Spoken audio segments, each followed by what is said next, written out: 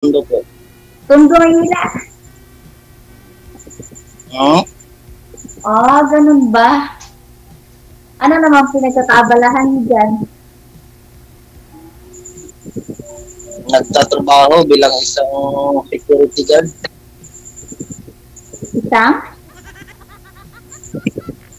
Isang security guard. Security guard ka. Ang mga kapatid ko, security guard. Security guard din sila. Sa Jollibee. Ay, pwede ba yung sabihin? Yun. Sabi mo na eh. Yan. Bakit, ate ka lang, ano bang sabihin ko? Ay, ilan anak mo? Anak ko, 8 anak ko. Ganun ba? Dami sipag-sipag naman. Oo, kasi nung nandun pa ako sa Mindanao, taga Mindanao kasi yung naging asawa ko. Nadami anak namin. Ayaw naman yan na mag-control kami. Ngayon, nagpunta ako dito sa Maynila para magtrabaho kasi ang hirap ng hanap buhay doon.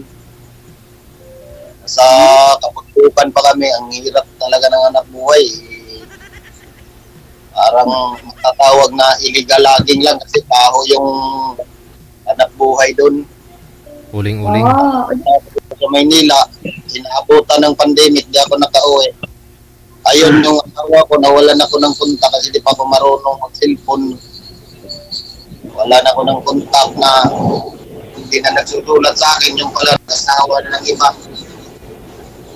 Ganun? Mabilis naman. Sigurin mo dun. Yung katwira niya, wala naman daw siyang naging katuwang nung hindi na ako nagparamdam. Sabi ko, paano pa ako makapagsulat? Di nga ako makalabas sa pinagpapahuan ko dati. Kasi naka-GCQ noon.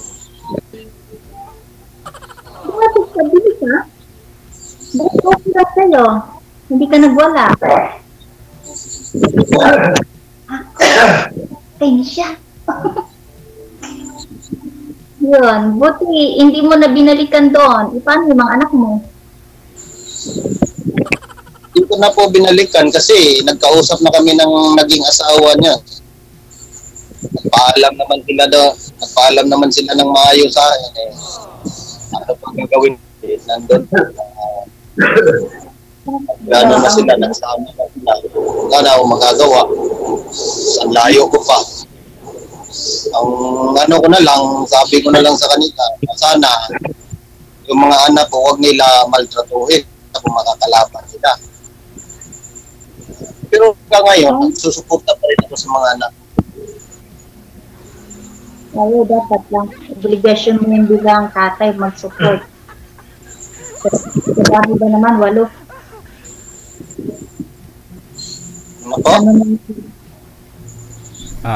Ma'am, medyo hindi klaro pa boses ninyo. Naka-Bluetooth po ba kayo? Parang mahina yung boses ni ma'am eh. Naka-Bluetooth po ba kayo, ma'am? Ay, hindi. No. Sino po may electric fan? Paki-off nga po ng electric fan kasi maingay. Wala po kami electric fan dito, DJ, dahil malamig dito. Sa inyo siguro, sir, no? Nasa ingay dito sa kasama ko. Si Lolo, kung nag-TV, ang ingay. Tika na. Hinaan ko lang. Akong. Yung malakas na, maririnig-rinig ko na. Narinig mo. Akong muting butsin ha. Uhayo jangwa. Ni kan tiyan siya. Yeah.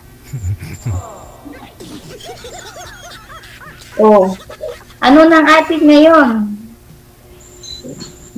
Nakikita ko ng mga ano po yung gusto niyo sa isang lalaki po? Gusto sa isang lalaki. Wala sanang anak. Wala naman talagang anak yung lalaki. Paso pala ako dyan kasi may mga anak ako eh. Anak ng asawa niya yun, ma'am. Kung siya talaga lalaki, wala talagang anak. Ako. Ano tayo? No, oh. Bakit po mama mahirap ba tanggapin yung mga anak sa tali? Kasi ako kung ganito na lang ma'am, kung ikaw man sa lugar ko, ikaw yung may mga anak, Sige. alam mo sasabihin ko sa'yo, tatanggapin ko lahat ng mga anak mo, mamahalin ko na katulad ng mga anak ko. Ganun yung ano ko. Yung siya. Pero hindi naman ako pwedeng tawag nito. Hindi ko naman pwedeng sabihin.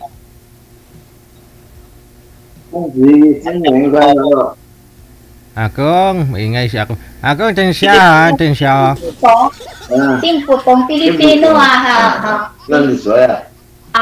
Ilang taon ka na? 45 po. Sir siya. Ha. Akong nananauhayo. Nagsiselos yung alaga niya, sir. Kasi Oo. nakita ka ng alaga niya siguro. Ayan, ang alaga ko, sir. Yan.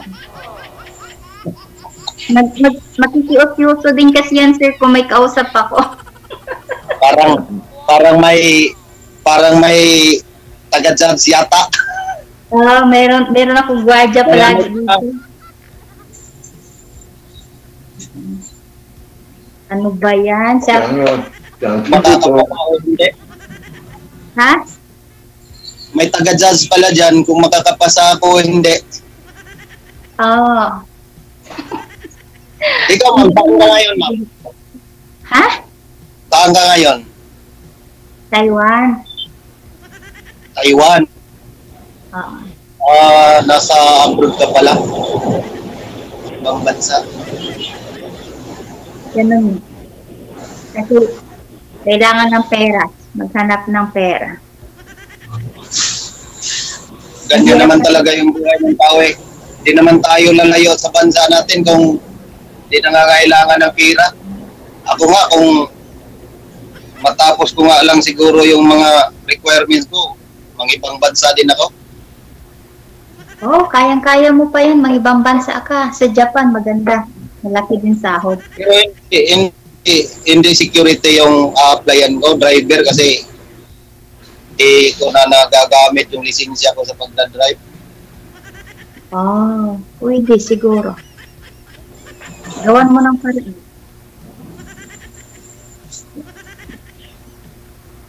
O ano na?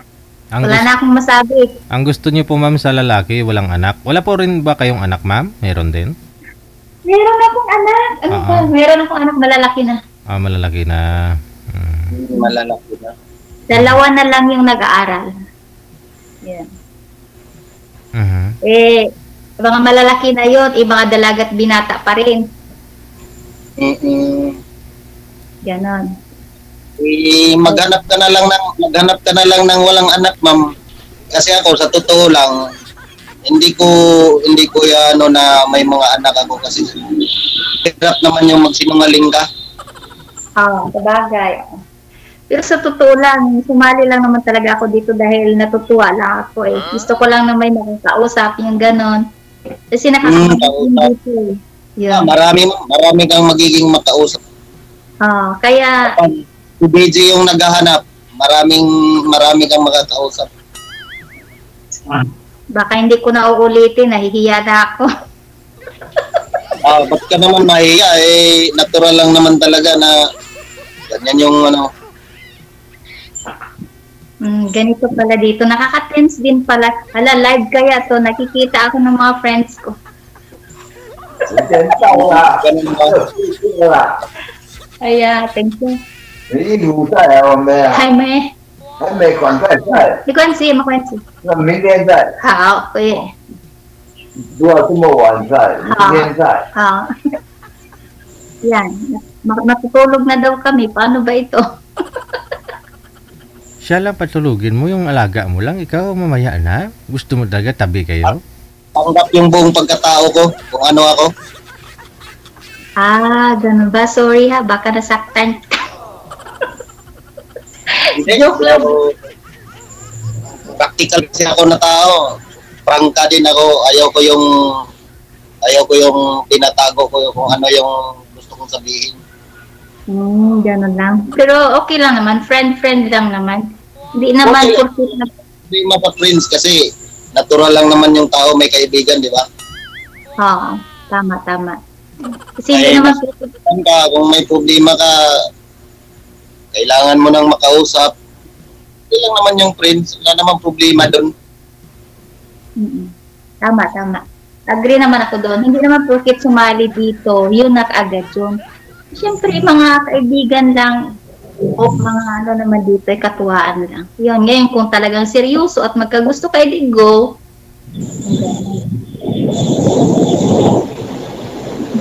Ganun lang.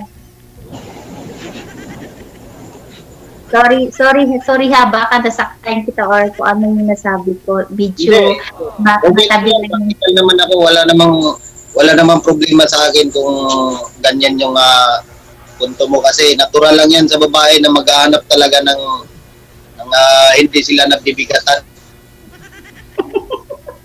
Alam mo kasi sa Alam ko totoo naman na iniisip mo na alam ko naman na isip na mabibigatan ka dahil marami akong anak. Pero sa totoo lang, kahit gaano pa karami yung anak kapag iniisip mo na napalagay ka sa isang tao, walang kabigatan yun kapag kayong dalawa magtutulungan. Tama ka rin dyan. Yeah. Kasi ang dami ko nang naging experience eh. Marami na hindi ko na masasabi yung iba, pero sa buhay ko, lahat ng pagsubok na nadadaanan ko na. Ganon din. Kaya hindi ako sisinungaling kung sino man yung nakakausap ko. Ayaw ko yung maging sinungaling sa sarili ko. Teka lang, anong probinsya mo? Sa Bisaya ako, ma'am. Anong Bisaya? Anong probinsya mo nga? Southern Leyte po. Leyte ka. Oh, Bisaya ka nga talaga. Cebuano. Ako, din ako Cebuano. Yung Iligay nun kasi Negros ako eh. Yun. Tapos sa Cavite kami. Sa Cavite yung bahay namin. Tapos yung nanay ko nasa Negros Occidental. Yung baan. Kaya Bisaya din, nakaintindi ako ng Bisaya at saka yung mga Ilocos. Ganon.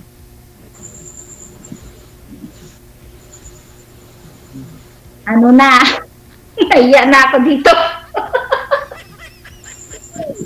Yeah. Nakakaya pala dito. Wala akong nakikita. Wala naman siguro tayong dapat pag-usapan pa, ma'am, kasi alam mo na yung sinabi ko na sa'yo kung ano ako. Tapos sinabi mo na rin sa akin kung ano ang gusto mo. Kaya dapat wala na tayong pag-usapan yan. Friend na lang, no? Yung mag-uusap pa tayo wala naman akong dapat pa itanong sa'yo. Isa lang yung tinatanong ko. Yun lang yun. Ang sama ko talaga kamo. Ang sama ko. Ngayon lang tayo nag-usap, nag-away na tayo. Hindi rin ako nang aaway ng babae, ma'am, kapag mga konting problema lang, hindi ako nang aaway ng babae. Ako lang yata ang palaaway, no? Pagka problema lang sa akin kung palagi mo akong inaaway kasi lalalayas ako. Ayun lang. Inaaway tapos wala akong kasalanan. Lalayas ako, hindi ako magtatagal. Papalik lang ako pag wala na yung galit.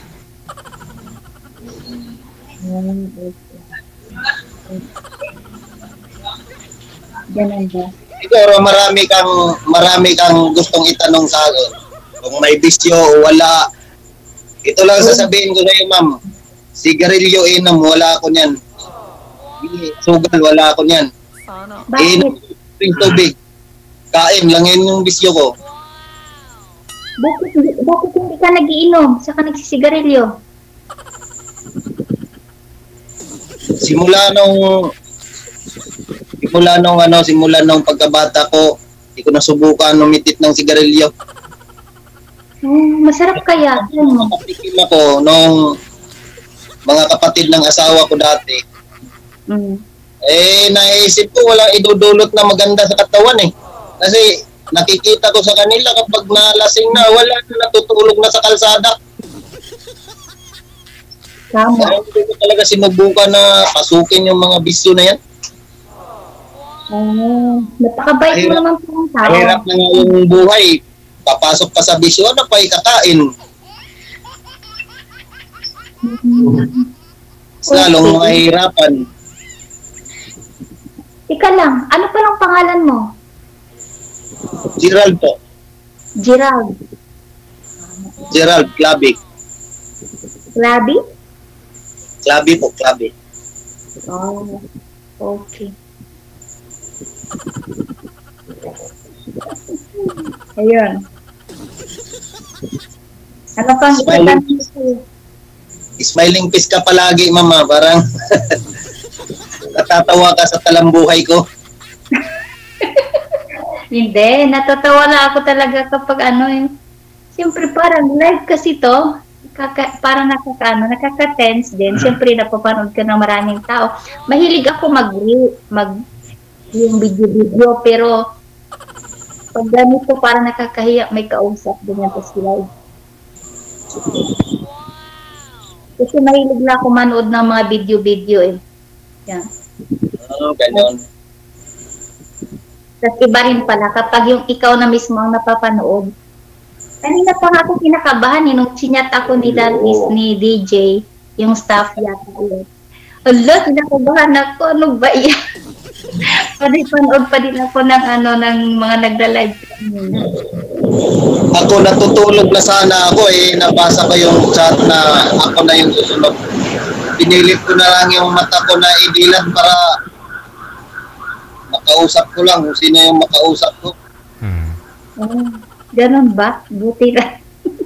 Buti na lang nagising ka pa. Nagising ka pa nakatawag nito.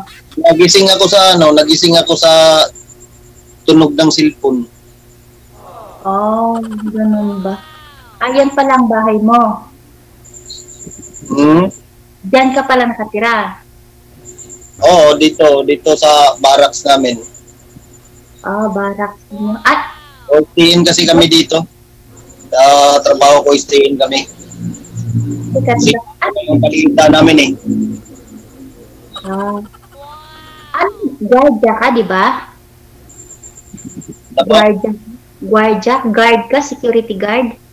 Security guard po. Saan ka nag-duty? Yung mga security guard ako, aywan lang kung mayroong matino. Pero sabi-sabi lang nila yan kasi hindi pa nila nasubukan na mahalin yung isang guard na matino. Ano ka ba? Ang kapatid ko, mga security guard sila, kapatid ko, yung asawa ng kapatid ko, lahat security guard sila. O di mas maganda, ma'am, nasa security service pala sila lahat. Bali, OIC na yung siya eh. Yung siya, ako. Yung switch out. Ma'am, maingay daw yung boses mo. Salita ka ng salita. Matutulog daw eh. Hindi ka, pasok na siya sa kwarto. Pasok na kami sa kwarto. Sangwa ka daw ng sangwa. Sige na, no? Sige, connected na mo rin kayo sa isa't isa.